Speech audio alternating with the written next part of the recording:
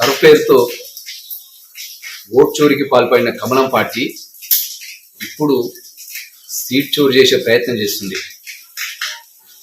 మీనాక్షి నటరాజన్ గారి మీద తెలంగాణలో ఎలాంటి కేసులు లేకపోయినప్పటికీ రాజ్యసభ సీటు గెలవలేక ఈ విధంగా ప్రజాస్వామ్య సంస్థలు అడ్డం పెట్టుకొని నామినేషన్ తిరస్కరించే ప్రయత్నం చేస్తుంది ఈ కమలం పార్టీ. ఏదైతే అతి సామాన్య జీవితం గడుపుతున్నటువంటి మీనాక్షి నటరాజన్ గారు, అతి సామాన్య వ్యక్తిగా ఉన్నటువంటి మీనాక్షి నటరాజన్ గారి మీద గెలవలేక బీజేపీ పార్టీకి బలం లేక ఆ మీద కుట్రలు కుతంత్రాలు చేసే ప్రయత్నం చేస్తుంది ఈ బీజేపీ పార్టీ.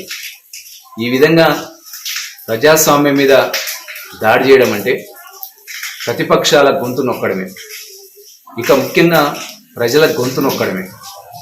దేశంలో ఈ విధంగా ప్రజాస్వామ్య సంస్థలు అడ్డం పెట్టుకొని ఈ విధంగా నామినేషన్ తిరస్కరించడం చాలా దారుణం.